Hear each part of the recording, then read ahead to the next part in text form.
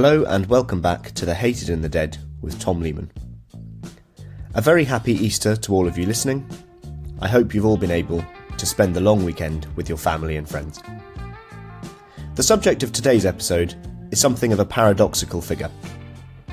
A Member of Parliament elevated to the House of Lords following the death of his father, Viscount Stansgate, in 1960, he ended up forcing a change to the British Constitution, allowing him to return to the House of Commons and become a proponent of radical democracy. Once dubbed the most dangerous man in Britain by the Tory press, he came to be seen in old age in a more affectionate manner, often described as a national treasure. Tony Benn served as a Labour Member of Parliament for over half a century, from 1950 until 2001. Although starting out as an ideologically unremarkable technocrat, by the 1970s Benn was seen as the standard-bearer for the Labour left, and he proved to be a thorn in the side of those who tried to bring Labour closer to the centre ground in the 1980s, especially former guest and subject on The Hated and the Dead, Neil Kinnock. Because of this, Benn courted real dislike from centrist factions within the Labour Party, and this enmity and tribalism, in the context of Labour's contemporary civil war, seems to have outlived Benn, who died in 2014. Nevertheless, Benn's impact on the politics of the country more generally cannot be overlooked. In particular, his advocacy of the use of referendums, something which became so significant a part of British politics in the second half of Benn's life.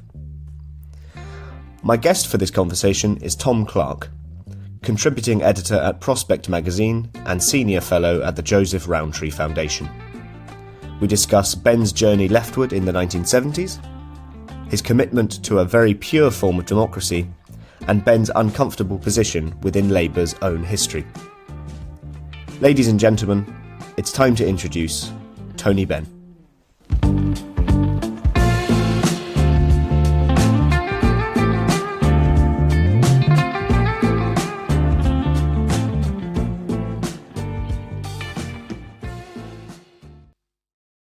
Hi Tom, how are you? Hi, I'm fine, thank you very much, and I'm appropriately here with my cup of tea. We're talking about Tony Benn today, Tom, the Labour politician and cabinet minister. He was born in April 1925, 1 year before the Queen. His father was a radical Liberal MP who became a Labour MP when Tony Benn was 3 years old, and his mother had been a theologian. And Benn was, at least for periods of his life, he described himself as a Christian. So you have three kind of different strands there: the radical liberalism, the socialism, and the Christianity. The other point that's worth bringing up about Benn's early life is that Benn's family were quite wealthy. When do you think Benn first realised how lucky he had been to have been born into the family that he was? And given the very committed socialist that he became, how important was his own family history in taking him to that place? Well, I mean, I think that the radical tradition, I think the kind of the non-dissenting or element of English non-conformism, which is where the radicalism came from. I just listened to him in preparation for this on Desert Island Disc, and he was talking about William Benn, who was a Congregationist preacher who walked away from it all in 1662 because someone, maybe on behalf of Charles II, tried to tell him what to do. And so there's this thing about that goes back in English non-conformism about like you deal directly with the creator, and you don't need the kind of Catholic hierarchy to tell you how to think or what to do. You think for yourself with God. And so there's that sense of kind of self-assuredness and radicalism that goes right back. And then the family had come into money a bit more recently, but I suspect, like his grandfather was a progressive, I think he was called briefly, politician in the House of Commons, as well as his dad being a Liberal who then resigned to join Labour when Tony Benn was 2 or 3 years old. So my sense is that there would have been a kind of refusenick awkward squad thing that goes back centuries, and a concern about poorer people that went back decades, probably before he was born. So I think he probably never had to really realise that. I think that was probably already there in the household. This is a non-conformism that we're going to keep coming back to again and again today. This was not somebody who sort of went with the flow. If we look at his kind of early life, Tony Benn was 14 when war broke out in 1939, and he joined the Home Guard when he was 16, pretty much as soon as he was eligible to do so. He wrote extensively about his war experiences in his diaries, which are, probably, I would say, one of the most famous sets of diaries in English history since Samuel Pepys. Can you go into Benn's war a little? I don't think you can say he had a good war because his older brother, who was very dedicated to, died, which, as we'll come on to, changed his position within the family that had political implications. But perhaps he had a good war in the sense that lots of people of his generation did, is that they went into it as boys and came back as men of the world. He said, being posted somewhere in Africa, I think it was his comprehensive school, and taught him more than Westminster School and New College, Oxford ever did. So, I mean, it made him sort of into a grown-up when he definitely wasn't a grown-up. He literally wasn't a grown-up. He was a young child of 14 or whatever when it started. And it made him plausible, I guess, to run for election at this very young age of 25. It was also useful to him in later life, and he was never slow or shy to draw on this, in that as he was criticising war after war from the Falklands onwards, he was always able to say, and speaking as someone who's got a pilot with fighting experience, and he could use that as a way of neutralising the idea that he was doing what he was doing, which was effectively most of the time taking a kind of pacifist position. You mentioned that he became an MP when he was 25 in 1950. He became a Labour MP, of course, having briefly worked for the BBC after the war. Between 1950 and 1960, when one of the most important moments of Benn's political life happened, which we'll come on to, where within Labour did Benn sit ideologically? What do you think his political views were in the context of the kind of the split, for instance, between Hugh Gaitskell and Nye Bevan, which dominated so much of Labour politics in the 50s? Well, I gathered that he supported Hugh Gaitskell, who was seen as the right-wing candidate in the 1955 leadership election. Not something probably that he advertised much later on. And in general, through the 50s and beyond into that first Wilson government and the 60s, you'd have to say he was a moderniser. He wasn't a kind of, he wasn't ideological kind of either way, I wouldn't say. He was very keen on giving speeches about the importance of computers and how Britain was going to sell them. He was keen on big engineering projects like Concorde. He was, in the 50s, brought in as someone who understood this newfangled medium of television and, presented, it's a weird idea now, but presented a party election broadcast. Here we'll hear from Hugh Gaitskell, over here we'll hear from Nye Bevan over there, because he was seen as a plausible kind of young media man. And also he'd got an American wife, an affinity for America, which was seen as a modern thing at that time. And again, right into the 60s, at one point he is hesitant about joining Europe, which in the 60s, unlike later, he blows all over on the question of Europe. But one reservation he has about joining Europe is that maybe Britain should be more aligned with America, which it's quite hard to imagine him saying later in life. So, he was a moderniser. He was kind of,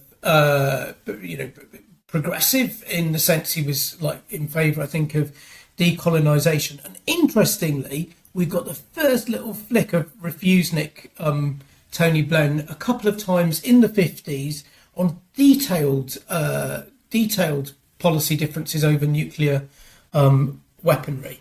He wasn't someone who was at that point kind of full on CND, but he was very anxious more than once about the processes that Labour was taking to have quite a hawkish stance on defence, and resigned from shadow front bench positions, even as a young moderniser. Interestingly, he never resigned from anything ever again.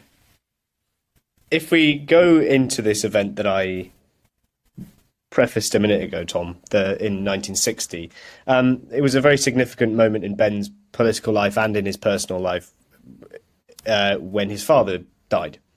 Why did the death of his father, William, aside from obviously being a tremendous personal loss to him, present Benn with a political problem? And you also alluded to this a few minutes ago.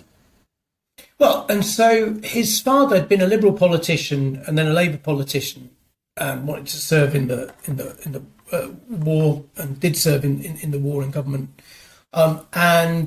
He was made for this purpose, I think, a member of the House of Lords. Now, before the 1958 Life Peerage Act, if you're a member of the House of Lords, you were made a peer of the realm, and your children became peers as well.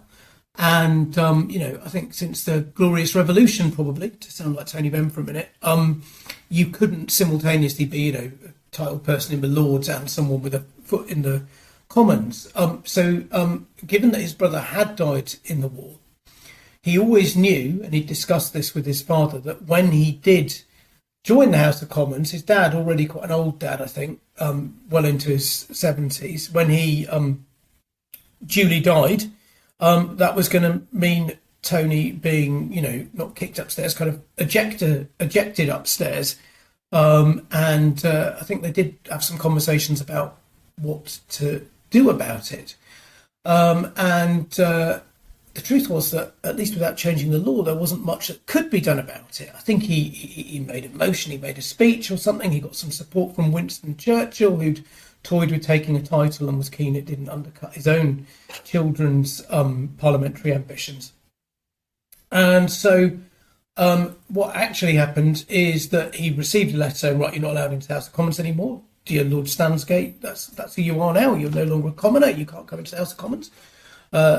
Go and enjoy the House of Lords. And he said, I don't like the sound of this, but he was locked out. So a by-election was forced, and he got himself nominated as the Labour candidate because the local party agreed with him that he should be allowed another go. But then he was returned, and I think he got something like 70% of the vote, the Conservative getting about 30% of the vote in Bristol South East. But once the election was declared, he was still Lord Stansgate. It wasn't renounceable at that time.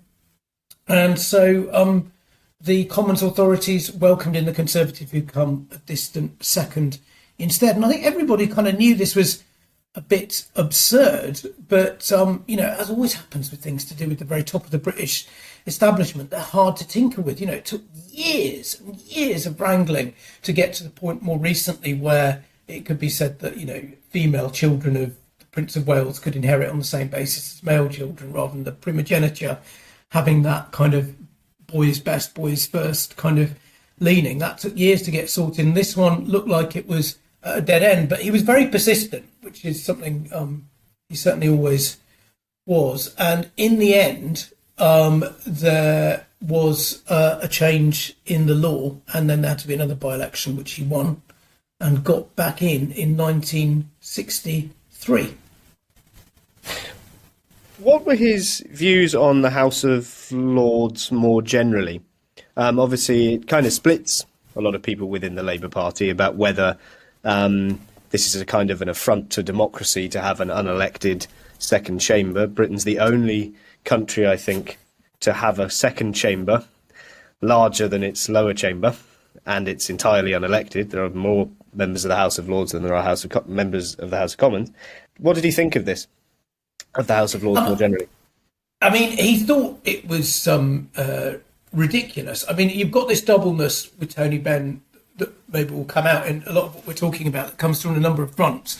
But one of them is, although he reasonably did point out, I'm not a kind of toff from a kind of like Norman sort of aristocracy. He was from political aristocracy, as I say. You've got these preachers going back to the 17th century. You've got Grandad and Dad being MPs. You've got his son Hilary being not only an MP but a member of the cabinet in the Blair and Brown years. You've got his granddaughter running for Parliament. It really is a kind of political dynasty. So it is an aristocracy, if you like, in that, at least in that sense. But he was very clear and very early on, before he was radicalised, particularly about everything else, that this was an absurd anachronism. And in a way, everyone knew it was an absurd anachronism. That's why Harold Macmillan had to introduce the 1958 Life Peerages Act. You couldn't keep kind of on in the post-war world pretending that, you know, there was a difference. But Tony Benn, with his phenomenal talent for expressing a point simply, you know, got a vial of blood drawn. And I think it was when he got back into the House of Commons, kind of waved it around, his little, like, NHS tub of here's a bit of my blood.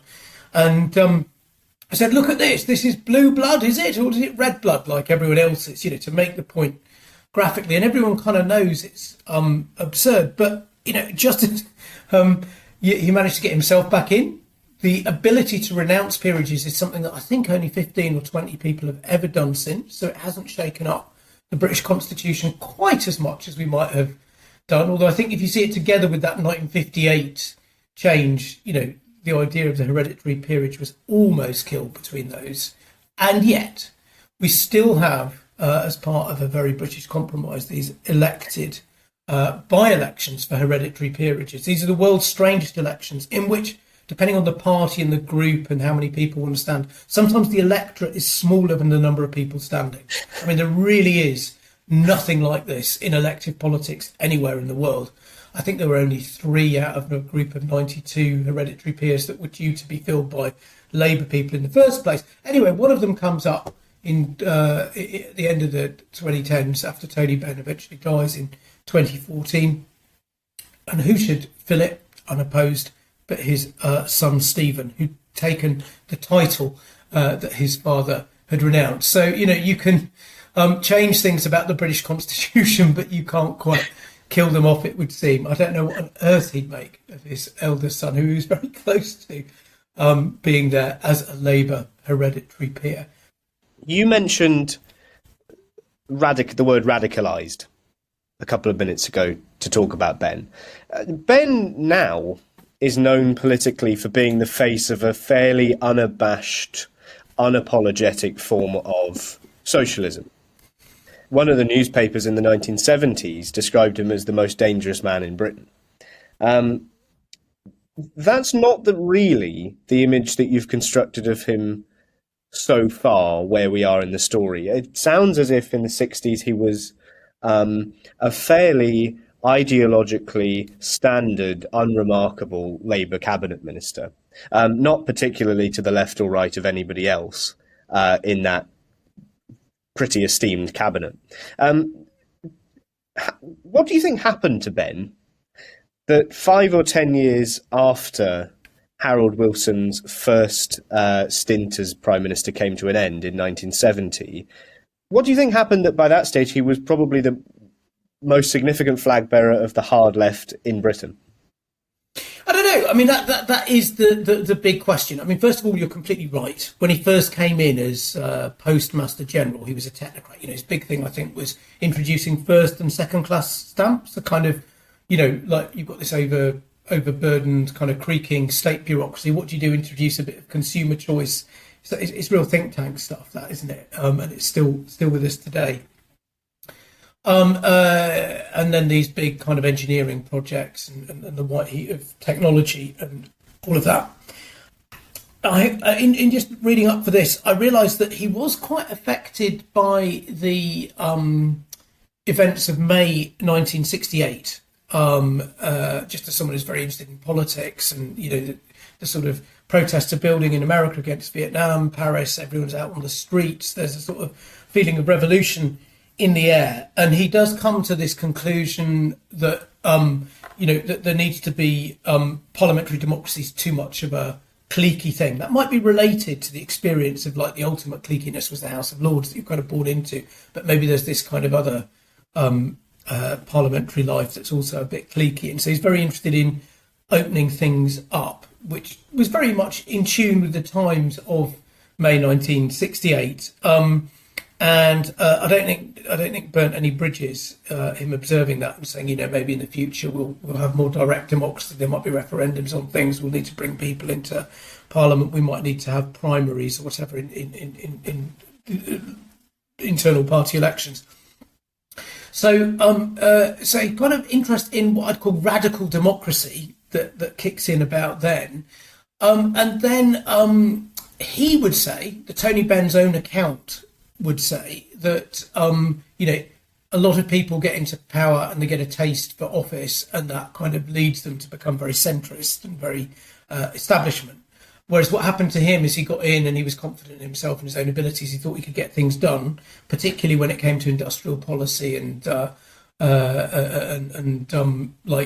planning and that sort of thing. He ran into all kinds of brick walls, and that's what made him radical. That you needed a more bottom-up politics and not a top-down politics, and that needed to apply in the workplace and all of that. So I think those things were kind of there and in the mix. And then you've got to throw in what is seen as a rising star of politics in his 40s, who's maybe eyeing the premiership one day. And there is an entry in, by the mid-70s, he's kind of confessing to his diary, to get anything done in politics, you really need to be Prime Minister. And although he said don't personalise, there definitely was a streak of ambition at points of his career. You looked at the way the world was going, and the mood of the unions in the early 70s, strikes were everywhere, wage rises, active unions were getting bigger wage rises. People felt the wind of history was in the left's sails at that point. And so he took the kind of awkward squad upbringing that we'd already seen a flick of, as I say, in the 50s, not for careerist reasons, I think, at all. Over nuclear stuff in the 50s, and then the interest in radical democracy of 1968 and that moment, and then perhaps chucked in a bit of ambition, inflamed, let's say, interest in radical economics and radical left politics. I'm not saying it wasn't sincere, but I'm saying it was kind of not an inconvenient set of beliefs to latch onto in the early 70s if you're ambitious in the Labour Party. Yeah, I think another issue that became very important in British politics at that time was Britain's relationship with the common market, the precursor to the European Union. Benn, again now, is the kind of poster boy for left-wing Euroscepticism. He's probably the single most significant supporter of the anti-common market campaign when Britain had its first referendum on that topic in 1975, the other being Enoch Powell. Why was Benn against British membership of the common market, apropos of what you've just been saying about radical conceptions of democracy? And do you think he was, you kind of mentioned a minute ago that he'd blown hot and cold on Europe. Was this something that he always thought about the European project? Or was it something that sort of occurred to him in the 1970s? In the 1960s, I'm going on what I read in the Crossman diaries, the other great Labour diarist. It looks like Tony Benn was very inconsistent on Europe. Of course, Harold Wilson and most of the others were inconsistent. Like, they didn't like it when Harold Macmillan was trying to join in 1963 until General de Gaulle kind of called time on that. And then they were out of other ideas, so they tried it in 1967. To be honest, it isn't something that gets, or didn't used to get in those days, many Labour people out of bed in the morning. But yes, Tony Benn had this thing at one point in the Crossland Diaries. He's there saying, like, maybe we're more in tune with America and we shouldn't try and be continentals. At another point, it sort of seems to come round as someone who is very much a Haroldite, as Crossman calls him. He's part of the inner circle, the kitchen cabinet of Harold Wilson, believe it or not, in the 60s. And then when Wilson comes round, he comes round. But I think as he gets more interested in this business of democracy and of institutions, he is troubled by the way, that European and Union, European communities, it was then law, is kind of cooked up like it's proposed not by an elected government but by an appointed commission. It's then kind of stitched together and modified by a council of ministers. And I think he started to think this was quite alarming. And then again, you throw in the kind of convenience factor. A lot of the unions at the time were anxious about it as well. Things like state aid, like, you know, when a lot of big unions in big sectors of the UK economy, as they still were, like steel, you know, basically wanted the government to be able to prop them up as much as it took. And European Union rules threatened to restrict that in different ways.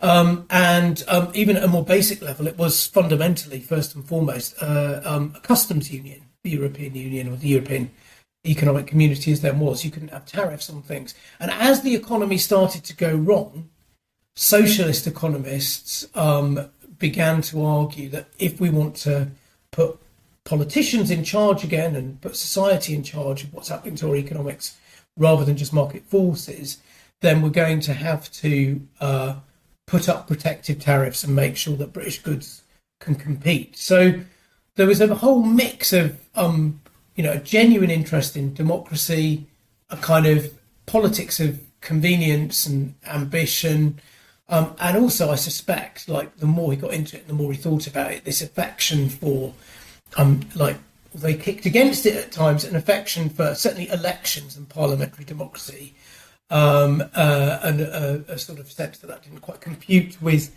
where the European Union was, that drove him to be, like you say, an extremely hard-line anti-European, much more hard-line than most of his comrades in the campaign group in later years. Euroscepticism in the UK since 1975, and especially since the 90s, has largely been a right-wing phenomenon. When you look at left-wing Euroscepticism now, in an era of globalization, hemmed-in states, low corporation tax, a world in which the EU is arguably quite a good protector against the fury of global market forces, rather than a kind of guarantor of them. What does it make you feel? Does that brand of left-wing Euroscepticism have much intellectual credibility now, do you think? And do you think it ever did? I mean, you know, if in the post-war age, there was an idea that the nation state was very, very important. You know, between the First World War and about 1950, the share of the economy that was traded went down and down and down. And most of what British people bought in terms of, I don't know if you look at goods in isolation, but certainly goods and services were overwhelmingly British made. You know, we weren't in 1950 a very open traded place. And as the sort of a world economy started opening up, which the Americans wanted because they were better placed than Europeans to sell a lot of stuff, it looked like if you wanted a very, you know, social economy, you might need to slow the pace of this globalization. And so, I mean, I think it did make sense, and it's understandable that into the 70s people were looking back to the 40s that weren't really that long ago at that point. It's like looking back to the 90s now. And in fact, you know, there is more scepticism now. We've seen it since Trump was elected, but also in the Democrat side in the US. People are concerned that the distributional effects of opening up to China or opening up to the world economy, you know, it might be that you're bringing in cheaper goods and things are running more efficiently, but people are much more concerned than they were 10 years ago about what happens if the gains of that aren't fairly shared. So in that sense, the kind of anti-globalization point of view seems a lot more coherent than it did 10 or 15 years ago, when you'd have Tony Blair making a speech say you may as well ask if spring's going to follow winter as ask whether globalization is going to continue. Right? No, people don't talk like that anymore because it was always a choice and it is a choice. But that said, you know, the sort of 50 or 60 years of globalization that we had before the new skepticism kicked in, obviously achieved a lot in terms of cheaper consumer goods, obviously achieved integrated supply chains and all the rest of it in a way that's just extremely hard to untangle now. And so unless you've got a plan for making bits of microchips that we currently get from Taiwan somewhere in the UK, then the idea of a sort of fortress economy, a siege economy, UK doesn't seem particularly credible to me today. And like Europe might be an easier way of sheltering yourself against the winds of global trade than the UK was. But I think for someone of Benn's generation, that wasn't a daft way of thinking because of all that history. Labour, of course, were the party that held the European referendum in 1975. We voted to stay in by a margin of about 2-1, so Benn's side lost that argument. But that government, the Wilson government, the Wilson-Callaghan government, I should say, from 1974 to 79 was beset with really bad economic problems on many fronts, completely divorced from the European issue. How do you think Benn diagnosed the economic problems of the 1970s? I think Tony Benn is always more interested, if I'm honest, in kind of politics than economics. I think I should just say before we move on from the referendum, because in a way, the most important thing that he'll be remembered for in 100 years' time is he's the guy who put the idea of the referendum, for better or worse, on the constitutional page in Britain. He came up with it in 1969-70 or something as, this might be interesting. It was part of the post-1968 speech I mentioned. He then started pushing for it very hard in the early 70s. Crafty old Harold Wilson takes a view maybe this could get us out of a slight difficulty about the fact that Labour's tearing itself apart on this. James Callaghan says, maybe Tony's launching a little rubber dinghy here that we'll all be grateful for when we've got to have these awful choppy seas around Europe coming up. And then, of course, it happens. And it's an immensely significant thing that it did happen, because if it hadn't happened, we wouldn't have had the precedent that allowed certainly the referendum to happen in the UK on Brexit. But we've had other referendums, on the alternative vote. We had the referendum about establishing Scottish independence. And it's also the case that the presence of the referendum in the UK constitution has stopped some things happening that would otherwise have happened. If there wasn't this idea that a referendum was a valid part of the constitutional armoury in Britain, Tony Blair would have taken us into the euro. We know he wanted to do it, but the opinion polls never pointed that way. David Cameron might have given some form of PR to Nick Clegg in return for the coalition, rather than a promise of a referendum to something that he could then kill later. This is a point developed by Vernon Bogdanor in a constitutional expert on a lecture on Tony Benn. Just the fact that we had referendums after 1975 and we never had them before is a really significant constitutional reform, and it came from Tony Benn's mind and arguably his ambitions. Even more important than the previous constitutional reform we talked about being able to renounce peerages, which was only 12 years later. So, in lots of what he was trying to do as a minister, he didn't succeed, but he has left these two great marks on the UK constitution.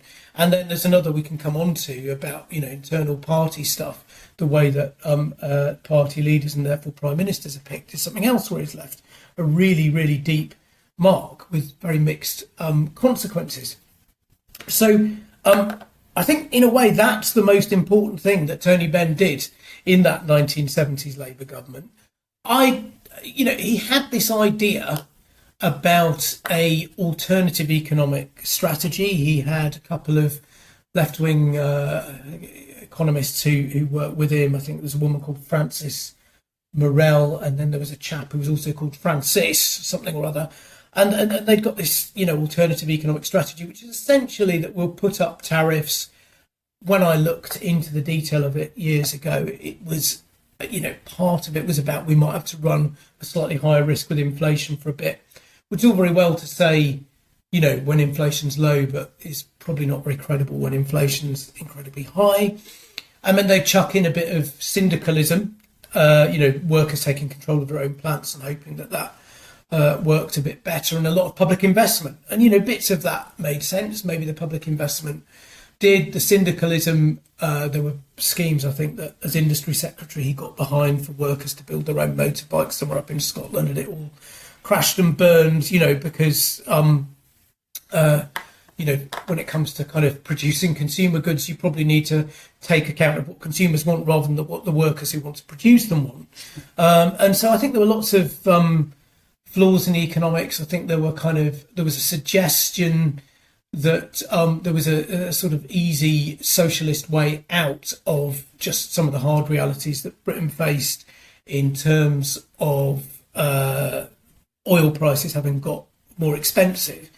But on the other hand, James Callaghan at this point was making a monetarist turn. Until the Cameron coalition, the deepest expenditure cuts in public services we ever saw were in 1977 to 79. And there was another body of opinion within the Labour Party associated with Anthony Crossan that also said that the Labour government was being too conservative, and that there was a different way, a Keynesian way, with, the right kind of public investment, the right sort of longer term planning on public borrowing and all of that. And there was a different way through. And the way through, someone who's politically minded, like Tony Benn, rather than economics minded, what he would have seen is James Callaghan clearing the pitch for then the interest rate rises and the deep cuts that came next with Thatcher. And that's what happened. So I think that there was probably a degree of nonsense in it if you take a purely economistic view of it.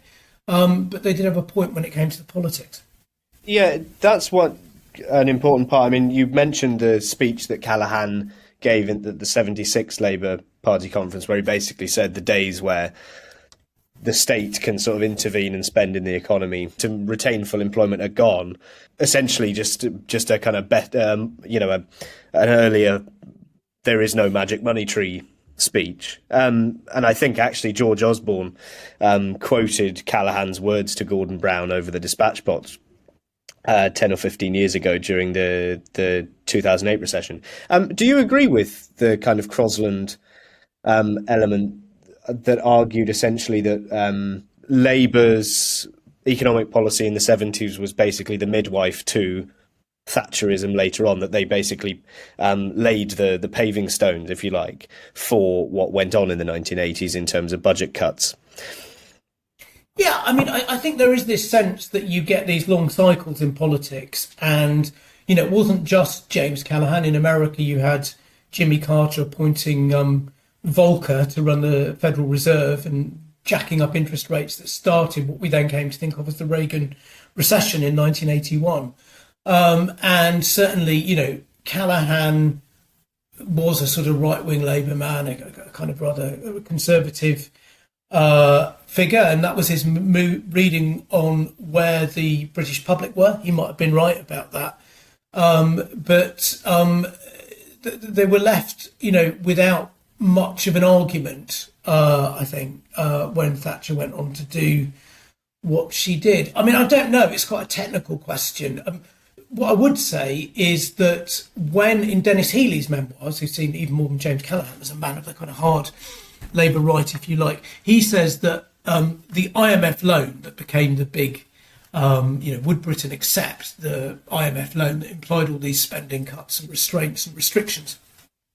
And Callaghan holds a kind of 3-day cabinet where everyone talks it out endlessly and remarkably gets through it with no one resigning and goes along with this IMF loan.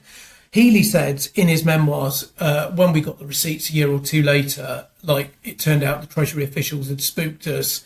We never needed to borrow that money in the first place. We were never borrowing as much as we thought, and maybe we should have interrogated it a bit more. So, I mean, on that kind of very technical ground, I think probably the sort of Labour right was too cautious. But, these things are never looked at. They don't play out in isolation. It's kind of the sense in Middle Britain was that the unions were, as we saw in the election then in 1979, the unions were out of control, that pay rises kept running ahead and no one was going to get a grip on inflation until that changed. And I feel like it was, in the cliche, a bit of a sea change moment. And, the interesting question now, of course, is whether in another sea change moment where we've got, if they're still there when people are listening to this, Rishi Sunak and Boris Johnson writing large cheques for various schemes of public investment, and at least talking a good talk in terms of levelling up, even though they grew up as Thatcherites, because it now looks like a different political economy that neoliberalism has run its course. So, I mean, if you look at it as a historian, I guess you think, well, that was a sea change moment, that was going to happen. If you look at it as a political person, you think it would have been good to have a bit more fight over that. And if you look at it as an economist, it kind of turns on the numbers, and the numbers were a bit squeaky, but probably the Labour government was a bit more cautious than it needed to be. This is the point at which the battle within Labour got really nasty after they lost the 1979 general election. There's nothing like a bit of opposition for the Labour Party to start really tearing itself apart. James Callaghan, who had been Prime Minister, resigned as Labour leader in 1980. At that point, do you think that Benn was ever popular enough to be elected Labour leader, or indeed deputy leader, which is what he ended up running for in 1981? Do you think that the popularity within the party was actually there? I think, this goes right back to the awkward squad, nonconformist, dissenting tradition. In the last of his books, Tony Benn, I think it's called A Blazewater Sunshine or something, and he's basically a very old man, but he keeps talking about this poem or something he's got up on his wall about the biblical figure Daniel, the guy who refuses the king's feast in Babylon and gets thrown to the lions and is so sure of himself that the lions aren't going to set upon him because God's held them back, because God's found him innocent. So there's a kind of dare to be a Daniel, dare to be awkward, dare to speak up for whatever you believe. And that can be very irritating for people. And, Tony Benn was, in most of his personal dealings, a very nice man. He's got a family that he clearly loved, including bits of the family that ended up with quite different, mainstream Labour views. So he wasn't completely one-dimensional, but he, having just listened to him on Desert Island Discs, you don't get a sense that there were many hobbies or interests apart from family and politics. He was famously teetotal. And to a lot of people, he would have looked like a kind of teetotal fanatic, someone who can't switch off. Dennis Skinner, a great comrade of his, says he tried chatting to him about sport, and it's completely hopeless. He doesn't know who Ayrton Senna is. He doesn't know. He says to him, Tony Benn says, "Why were you late to this meeting?" And he said, "I needed to watch Cram." And he said, "Is he your delegate?" And he meant Steve Cram, like going for the world record in some running race. But none of this kind of registers. The records he chose for Desert Island Discs, they weren't chosen for musical reasons. They were chosen because of either family or politics. So his world was politics. He worked all day, every day, he was very convinced that it was worth being awkward, and he wasn't afraid to fall out with people. And so, 1976, he could have possibly given Michael Foot, who was the left's main candidate that year, a kind of really useful fill-up in the challenge with Callaghan, but decides no, he's going to run against him because he's got more radical views and he's got different views on particular issues. In 1981, Michael Foot is now the Labour leader, and he decides that he's going to start a big fight about who's going to be the deputy leader, which, in terms of his popularity, in the weird world of Labour voting after it had been affected by Tony Benn. It used to be just MPs who chose these things, but after the Wembley conference in 1980 or 81, which Tony Benn was a big mover behind, there was this complicated electoral college where, MPs had so much say. They voted against Tony Benn,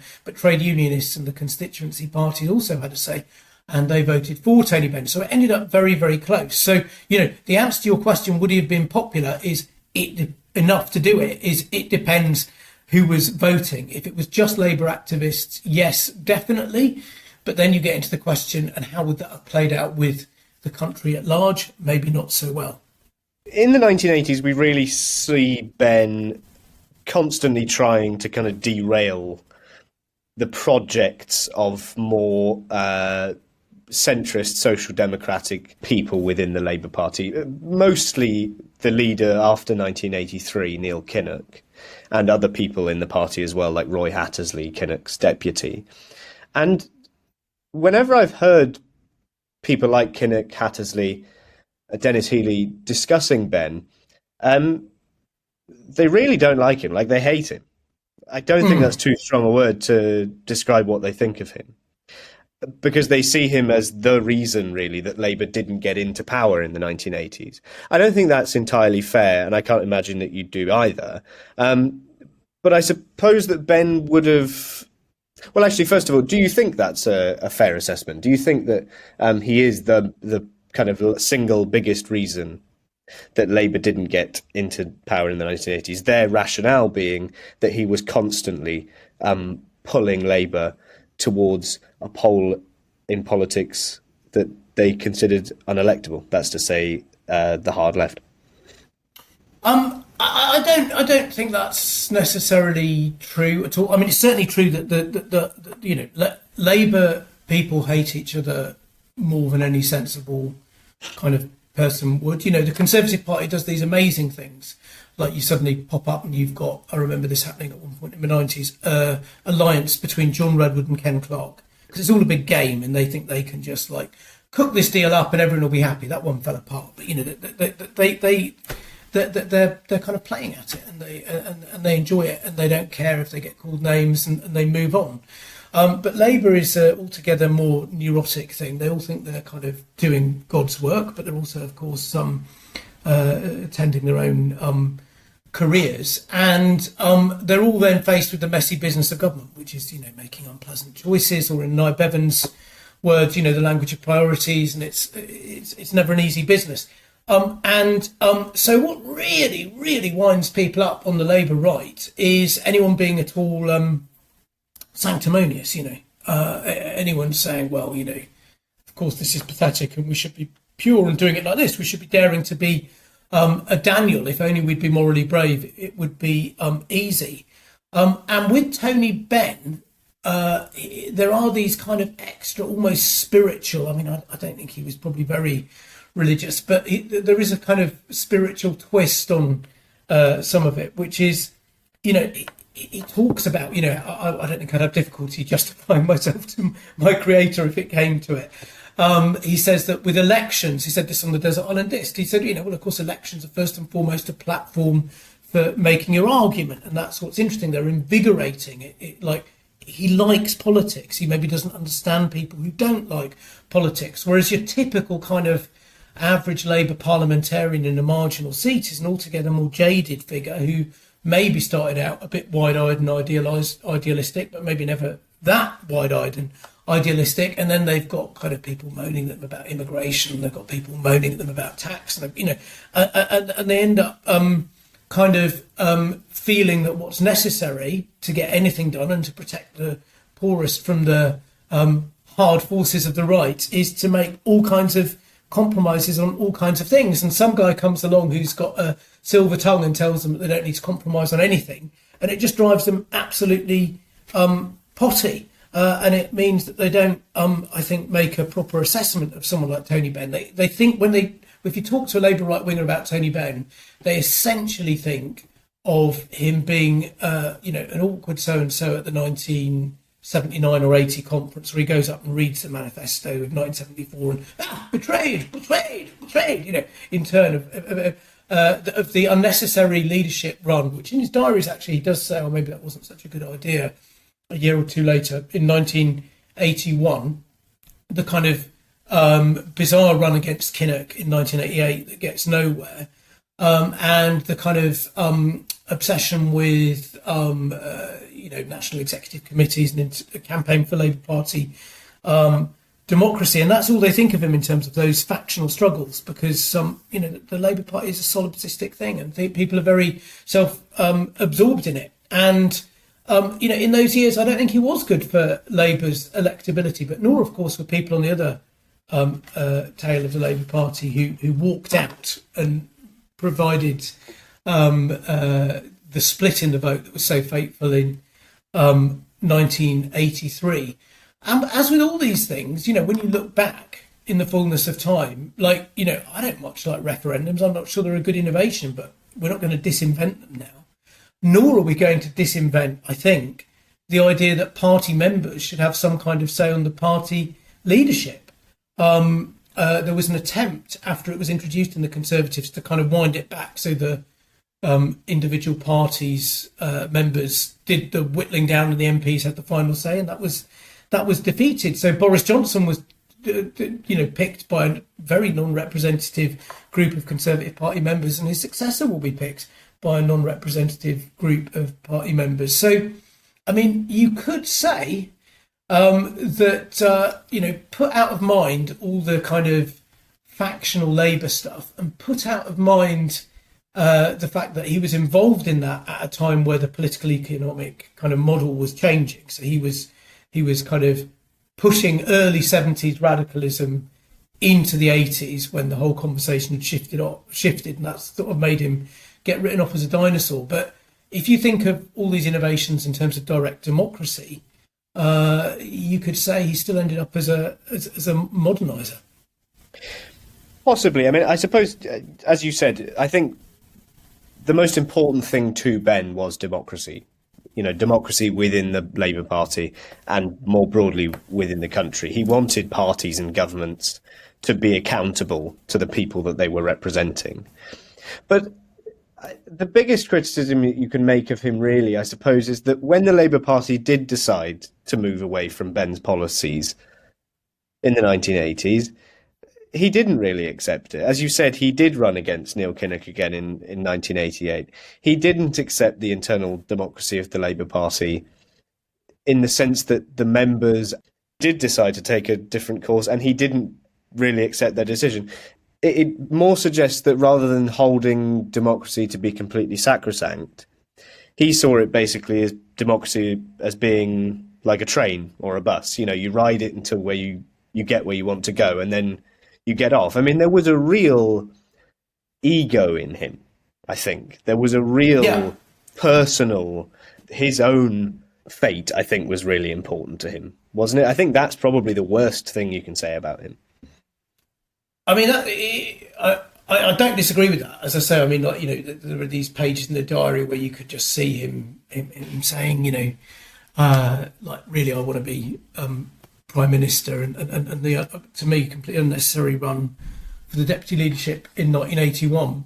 And I think it's a paradox of him that he's someone who was extremely gifted at politics in the sense of turning a phrase. He'd be asked about asylum seekers, and he'd say, for someone of my generation and experience, this is a moral issue, because we remember the Second World War, and he's straight into connecting with Middle Britain. So issue by issue, subject by subject, he could do politics very well. But when it came to what's the big picture, do we look like a bunch of rats in a sack fighting? He seemed to completely lose the plot. And as I said, that was the defining thing of Tony Benn, really, from the mid 70s to the mid 80s, and the only bit of him that the Labour side will see. But in terms of whether, I'm not sure about this democracy thing. I mean, if you wanted to say he wasn't really a Democrat, you could certainly say he aligned with elements of the left that were a bit iffy on democracy at times.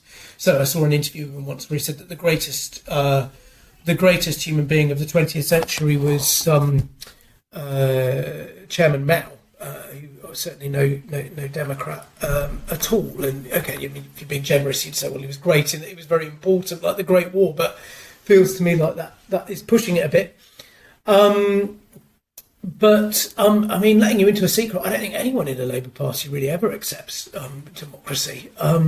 I think that they all lose their arguments and plot obsessively until they come back. I mean, without getting into the specifics of why Jeremy Corbyn is now kicked out. As soon as the right of the Labour Party was back in charge, it began to move against Jeremy Corbyn. There's talk about prescribing this or that or the other organisation. There's restrictions on whether or not you're allowed to have a debate in a constituency Labour Party about whether Jeremy Corbyn should come back. And, like it is a kind of, it's a chaotic and disorderly organisation, and ambitious people within it are always trying to grip it, and they're argumentative people, and they always fight back. And I mean, at the moment, one side's on the up, but the other side will come back, whether it takes 5 years or 10 years or 20 years. And they'll all hate each other forever, I'm afraid. There's another really interesting element to his legacy, which is this notion of him being a sort of national treasure. It's almost a cliche now to say that he's a national treasure. And I think by the time he died, he was a pretty popular figure in Britain now. He died in 2014. Do you think that by the time he passed away, he was actually more popular outside of the Labour Party than he was in it? Yes, I think he was. I mean, it's funny who gets turned into a national treasure. Another one's kind of Alan Bennett, who's a slightly kind of awkward guy who doesn't particularly enjoy the status either. But people like a kind of maverick, don't they? It's fun to have a maverick to admire in sport or in politics or kind of, in the acting world or whatever it is. And, you've got this kind of guy going round giving speeches very eloquently about, the flame of anger against injustice and the flame of hope for a better world. And it's stirring stuff. And, it made it to Glastonbury, and he seems like a nice old man, and he kind of insists on lighting up his pipe on kind of trains where there's a smoking ban, the kind of thing that everyone would be appalled by if it was a kind of 30-year-old. But as Alan Bennett said, in this country, by the time you get to 90, if you can still eat a hard-boiled egg, they think they're a treasure, and so he certainly did benefit from that, but he had very mixed feelings about it, because he still wanted to turn everything upside down. I mean, and he was extremely unpopular, certainly in the Labour Party of 2007 through to 2010, arguably with Ed Miliband being the leader in those years during which he died. I think Ed Miliband had work experience with him. Ed Miliband's dad was a big friend of Tony Benn's. Then maybe his standing changed a bit. But of course, it was only a year later that then suddenly Jeremy Corbyn, under this kind of souped up extension of the Tony Benn rules, where it really was one member, one vote, and the MPs had next to no say after nominating, Jeremy Corbyn, who was a kind of, quiet sidekick of Tony Benn throughout his first 20 years in Parliament, suddenly becomes Labour leader. And if Ben had been around then, he would have been briefly very popular, but now he'd be becoming unpopular again. So I think that his standing in the Labour Party, you can tell I sound very jaded about the Labour Party, but I've never ceased to marvel at its ability to tear strips out of itself, and Tony Benn could do that as well as anyone else, and I think all sides do it. But his standing in the country, the thing I've tried to emphasise a bit more, are those multiple changes to the Constitution, to the way of doing politics. And I don't necessarily approve of all those changes, but I think they're irreversible. And that feels a bit more like something that, that bit of him, as opposed to the radical socialist bit, which is also interesting. But that bit of him, I think it's fair enough to put him in national treasure category. Do you think, just as a very quick final question, do you think that the reason he ended up being a national treasure, kind of embraced by people that would never have embraced him in the 70s, is because they just didn't think he was a threat anymore? Yeah, I think there was a big element of that. There was a point where one of Tony Blair's policy people, Matthew Taylor, would go on news and say, it's over. The left have won the social argument, the centre have won the political argument, and the right have won the economic argument. And this is the kind of pre-2008 orthodoxy, is that the economic questions were finished. And of course, we now know to our cost that they weren't finished, and that there's a lot of lively debate to be had. So I think it was seen as, quite good to have a few tribune figures kicking around in a kind of neoliberal land that we come to live in, even for people who really didn't want anything to change very fundamentally. But, ideas live longer than people. Much as I don't rate Tony Benn as a economist, I do very much rate his concern with inequality of not just wealth but power. And in the last 10 years, many more people have latched onto that as a concern, and so the ideas now seem perhaps less safe than they did. Tom, thank you very much. That was great. All right. Where can people find your work if they want to read more about you or about the stuff that you get involved in? Where can they go? So I'm a contributing editor at Prospect Magazine. So you go to prospectmagazine.co.uk, and I guess there's an author page, Tom Clark, or you can follow me on Twitter at Prospect_Clark. I'm also a fellow at the Joseph Rowntree Foundation, where I tend to do more stuff on sort of public policy. Tom, cheers. All right, thanks. Thank you for listening to The Hated and the Dead. If you've enjoyed this podcast, follow it on Spotify and Apple Podcasts, and, for good measure, leave us a review. You can also follow The Hated and the Dead on Twitter, Instagram and Facebook, so you never miss new content.